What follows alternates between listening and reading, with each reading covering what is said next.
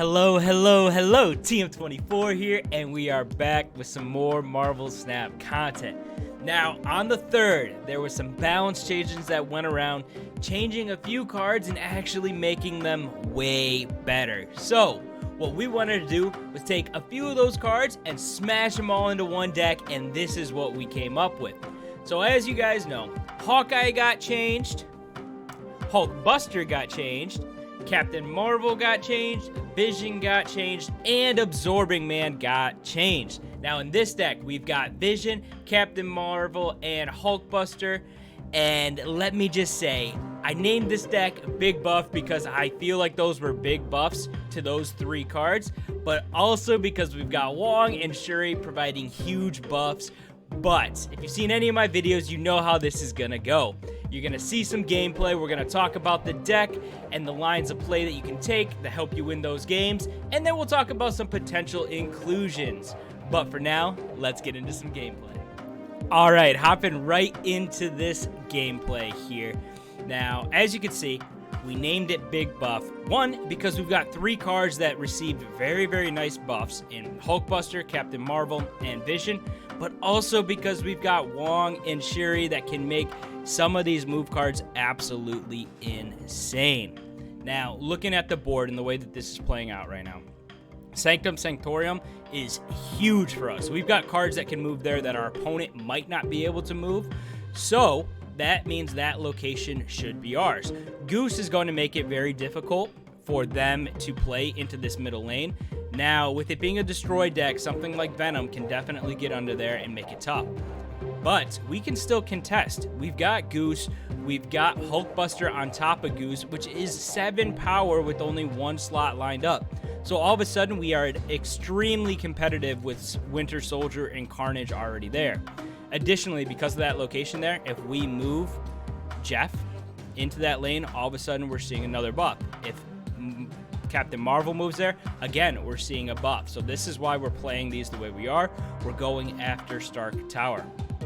Now, they are also using Hulkbuster, but they're playing it on Deadpool. Really, really scary there because that Deadpool could be absolutely insane. That's going to kind of force us to hold our Killmonger just because we don't want to be powering that Deadpool up more than it already is. Now, turn 5 comes around, and we've got only 3s in our hand, so it makes it a little bit difficult. But we're already planning what we want to do here. We could totally load up Stark Tower and then go after the Sanctum on the final turn, and that's what we're trying to do here. By putting Wong down now, we know that we can move Jeff after this turn. So Jeff is going to plan to slide over to the Sanctum, and on turn 6, because of the discount thanks to Zabu, we're going to be able to go Shuri right into Captain Marvel. And what that means is all she's got to do is win either the center lane or that far right lane. And because she's got options, chances are it's going to be very tough for them to compete on both.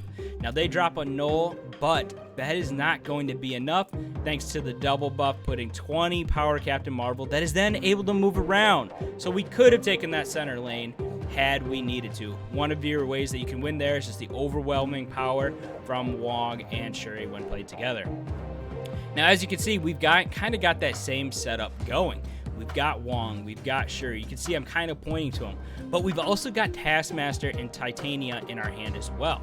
Now, what we could do, we start forming our game plan here early, is get Wong down, Shuri on top of Wong, and then it could be Titania on 6 and copying Titania with Taskmaster. And all of a sudden, that's 220 power cards coming down on turn 6. A very, very strong card again. Now, the Starlight Citadel comes out, not a big deal for us. Obviously, we're going to want to try and compete on that Baxter building. We toss Hulkbuster down into that far right. We know that these locations should be moving. We're kind of hoping that it hits the location we want, but we ultimately can't guarantee that. So we just got to play this out as if we're going for all 3. So we're just going to drop Wong into this middle location on 4. And as you can see here, we haven't hit any of our discounts.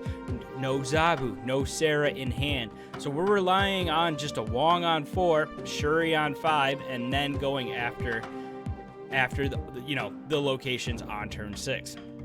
And that's what we're doing here. We've got Shuri lined up. We're thinking maybe we could play Zabu, but with no other 4-drops in our hand, it makes sense just to play Shuri.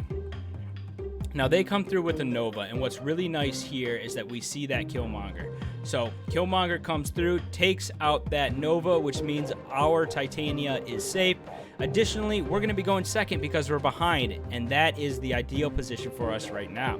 Now we've got a couple options here. We can go Titania into the middle and then copy with Taskmaster, and that is going to be the clear line there. It's just a matter about deciding where we were going to put that power. Now Enchantress is going to come through, but ultimately we've already done our damage. Shuri has already taken advantage of Wong coming through, so really not that much benefit coming through from them. And as you can see here, we get the double up, 20 power there. Taskmaster coming through to copy Titania. We get 2 20 power cards down on 6, and we get another big win there. So a couple wins in a couple different ways, but so far, we've played this deck fairly well.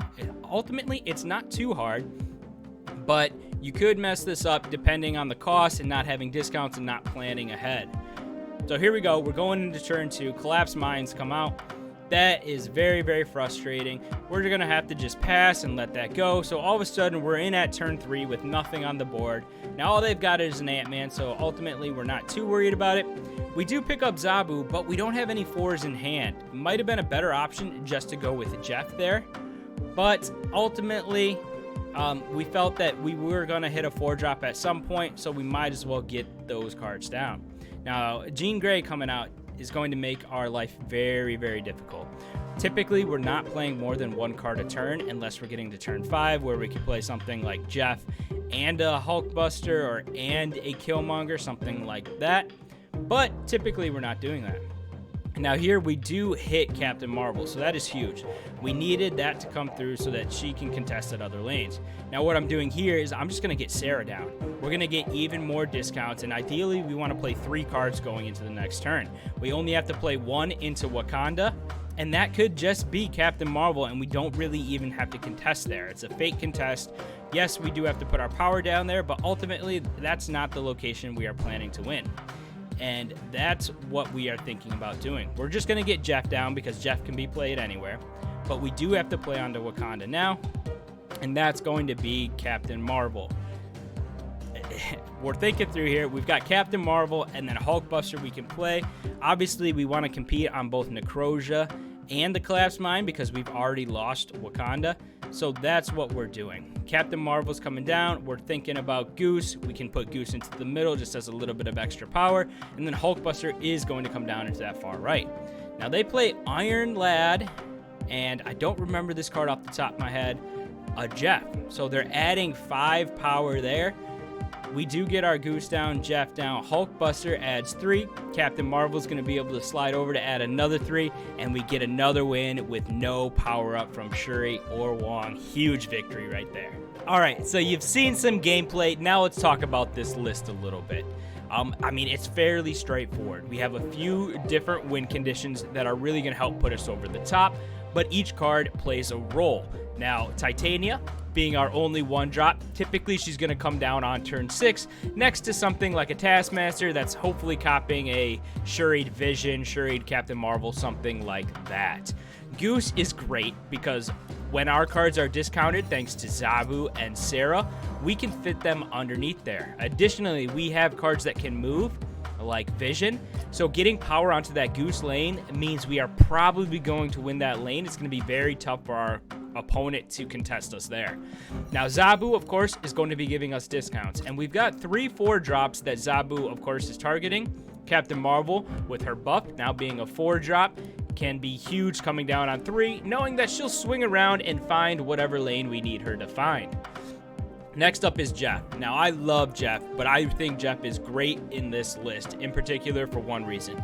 The buff to Hulkbuster, putting him at 5 power, is kind of insane. Going Jeff on 2, Buster on 3 on top of that Jeff lane, all of a sudden means you essentially have a Vision out there that can move only 1 time, which is great. So I really like Jeff in this list. Killmonger is there to stop things like Sunspot, those Nebulas, any of those pesky 1-drops. And since all we've got as our own 1-drop is Titania, Killmonger just makes a ton of sense. Now, we talked about Hulkbuster a little bit already, but another big advantage with Hulkbuster that maybe isn't seen is that because he's merging with a card, that means we can leave a spot open for Captain Marvel while still getting power onto a lane.